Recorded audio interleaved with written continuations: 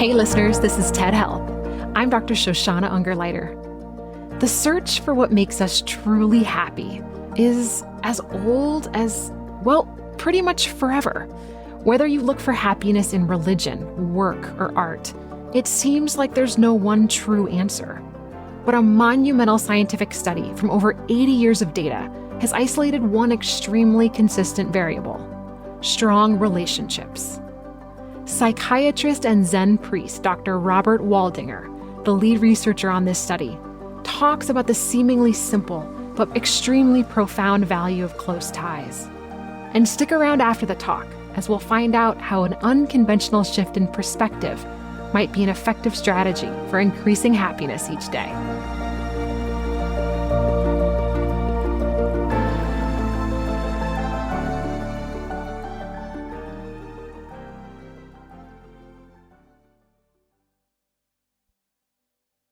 In 2015, I gave a TEDx talk in a little elementary school auditorium, and much to my surprise, the talk became one of the 10 most viewed talks in the history of TED.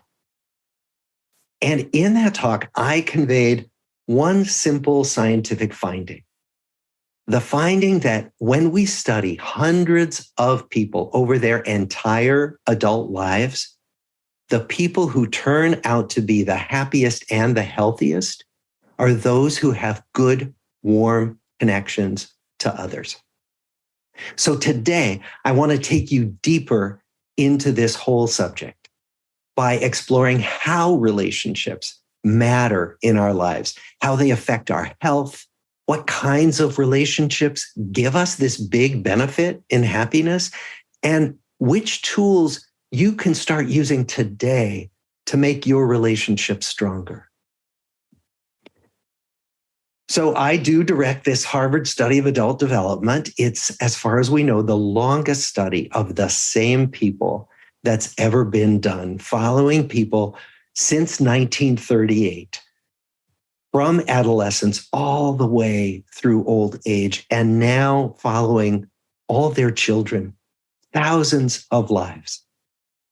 And we began to find about 30 years ago this startling connection between warm relationships and how good our lives feel to us, our well-being, and also the fact that warm relationships seemed to keep people both physically stronger and kept their brains sharper as they grew older.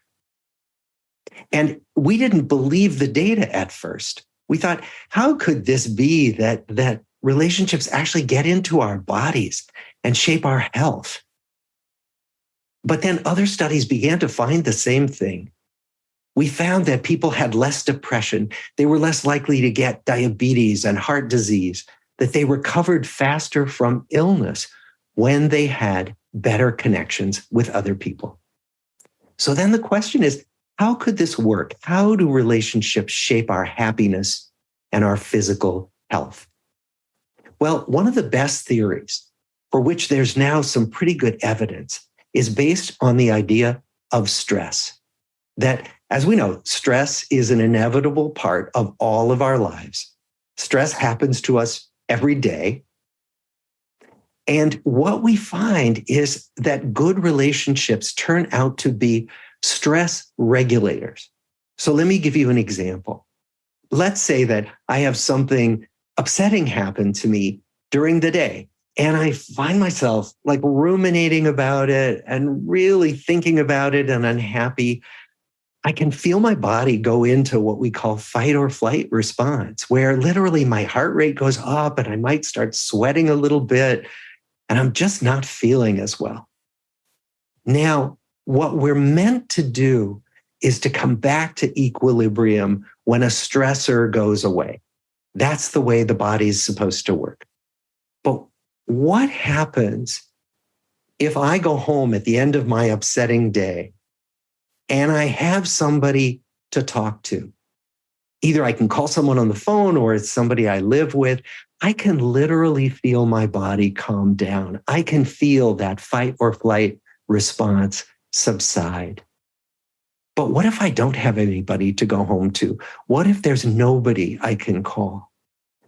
What we find is that people who are isolated, are lonely, don't have those stress regulators that we get from good relationships, and that we stay in chronic fight or flight mode, that our bodies have this chronic stress, chronic levels of inflammation and circulating stress hormones that wear away our happiness and break down different body systems. Well, what kinds of relationships seem essential to well-being? And this is interesting. We asked people who were our original participants in our study. We asked them, who could you call in the middle of the night if you were sick or scared? And many of our people could list several other people they could call if they were in trouble. Some people couldn't list anyone. There wasn't a person on the planet who they could turn to if they were sick or scared. And what we find is that having at least one person in your life who you feel really has your back, who you could go to if you were in trouble, that's essential for maintaining our happiness and our health. When we asked these same people, when they got to be in their 80s, to look back on their lives and to tell us what they were proudest of, almost everybody said something about their relationships. They didn't say, I made a lot of money or I won some big awards. They said, I was a good mentor. I was a good friend. I raised healthy kids. I was a good partner. And so what we find is that what seems to mean the most to people when they get to the end of their lives is the strength and the warmth of their connections to others. So then the question comes up, well, which types of relationships support our well-being? Some people have asked, do I need to be in an intimate relationship to get this benefit? Absolutely not. All types of relationships support our well-being. So friendships, relatives, work colleagues, casual contacts, the person who gets you your coffee every morning at Starbucks or Dunkin' Donuts, the person who checks you out in the grocery store, who you see maybe every week. Even talking to strangers has that benefit. So they did an experiment where they assigned some people who were about to go on the subway the task of talking to a stranger, while other people were assigned the task of just doing their usual thing of being on their phones or listening to music or reading. It turned out that the people who were assigned to talk to strangers didn't think they were going to like it, but they turned out to be much happier at the end of the task than the people who just rode the subway keeping to themselves. So even talking to strangers gives us that little hit of well-being from relationships. So the question comes up, how can we strengthen our connections with other people? And this is where we've come to think about it as a kind of social fitness. If we think about physical fitness, we think, okay, I'll go to the gym, I'll work out, I'll take a long walk, I'll do something to keep myself strong and fit. But then we come home and we don't say, I'm done, I don't ever have to do that again. We have the sense that physical fitness is a practice that we need to maintain over time. It turns out that social fitness is the same. That in fact, our friendships, our relationships don't just take care of themselves. That even good relationships need tending to. They need attention. They need returning to them over and over again. So what are some ways that we can strengthen our relationships? Well, one way is to be proactive, to take the initiative. So to reach out to a friend and ask her to take a walk instead of spending 2 more hours on your laptop this weekend on Saturday afternoon. Establish some routines with the people who are most important to you, a regular phone call or a coffee every Saturday with someone you really want to be sure you see regularly, or meeting somebody at the gym or having lunch with a coworker. The other thing we can do is liven up those long-standing relationships, particularly like the people we live with. People we can come to take for granted by proposing to do something new, going out on a date, just taking a walk if that's not your usual routine. The other thing that we know works to help people, particularly who aren't as connected to others as they want to be, is to connect around shared interests. So volunteer in the community to do something that you care about. It might be a gardening club, it might be a bowling league, it might be a political cause, but to do something that you care about, because then you're with other people who care about the same thing. And that's a natural place to start conversations that can lead to ongoing relationships. And finally, get more comfortable striking up casual conversations. That's something we can learn to be more comfortable with, almost like exercising a muscle. So now I would like to ask you to do one of these things, to make one of these choices that we can make every day. I'd like you to make that choice right now. Here's my challenge to you. Think about someone you miss that you just haven't seen in a while, or you haven't had contact with, and you'd like to make contact. You don't even have to have a particular reason. Now, I want you to take out your phone or whatever device you use right now and send that person just a little note. It could say, I'm just thinking of you and wanted to connect. Or you could say something more personal to you and to your relationship. And then watch what comes back to you. And while we're here, we might even have time to share with each other some of the responses that people get when they do this.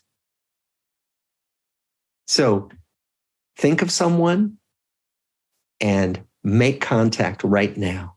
The point of this simple exercise is to remind us that even small actions can have ripple effects that build our well-being, and that these are things you can do every day in the moment. Thank you.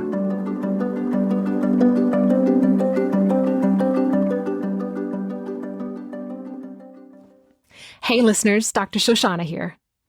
I know we just heard a talk about happiness, so that's why this turn may feel a little intense.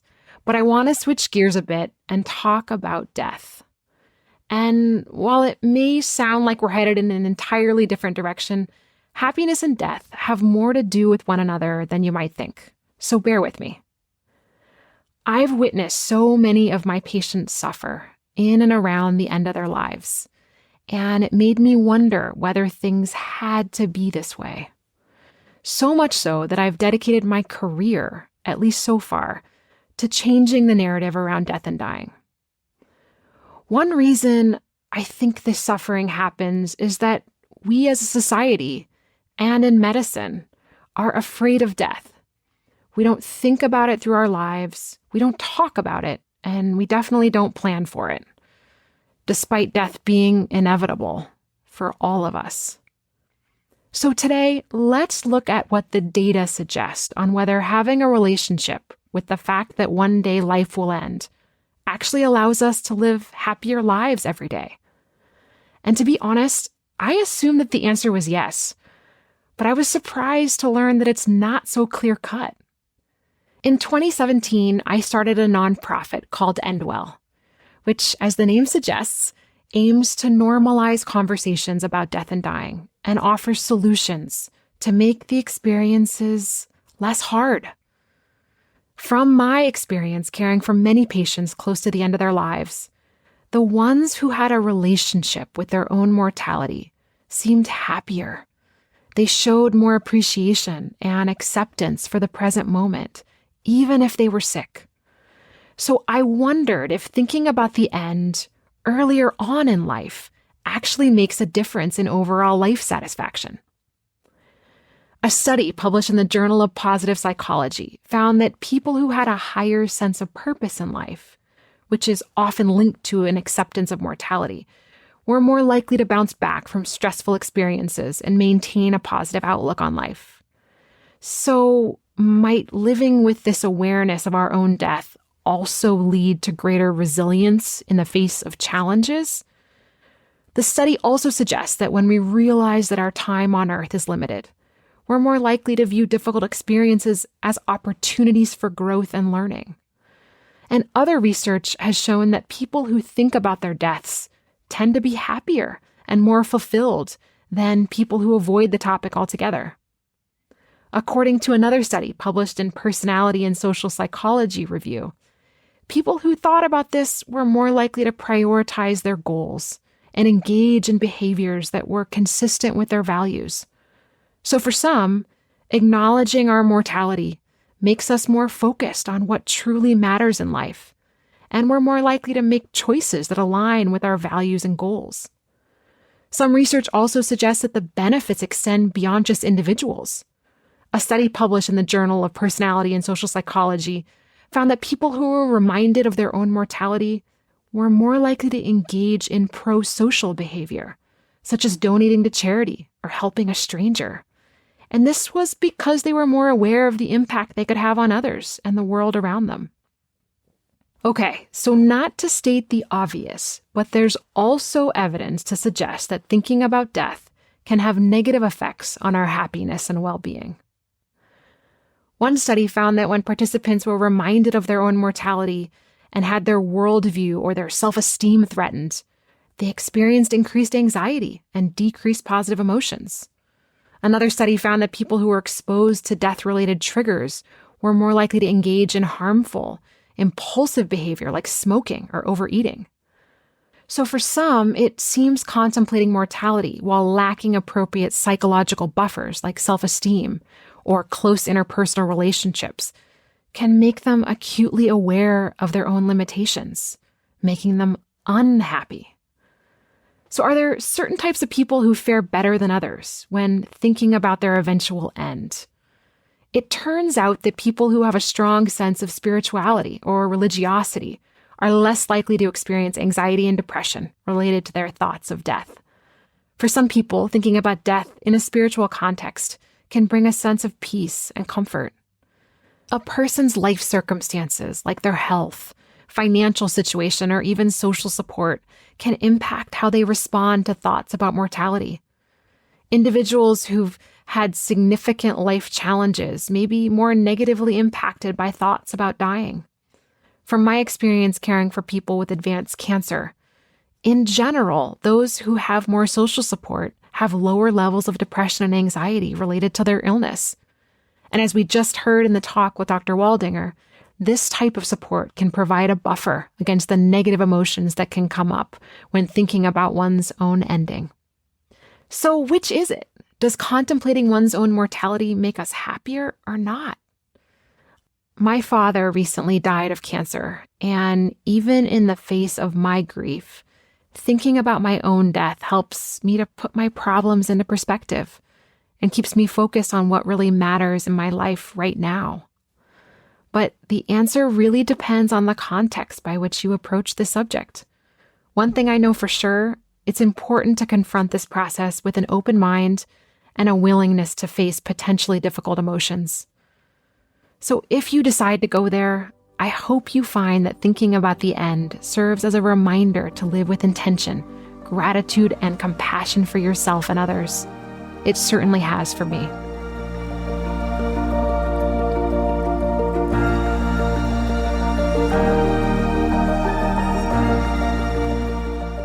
That's it for today's episode. Thank you so much for listening. This episode was produced by Dan O'Donnell and fact-checked by Vanessa Garcia Woodworth. Special thanks to Maria Lajes, Grace Rubenstein, Farah Day Grunge, Jimmy Gutierrez, Anna Phelan, Michelle Quint, and Colin Helms. I'm Dr. Shoshana Ungerleider. I'll talk to you again next week.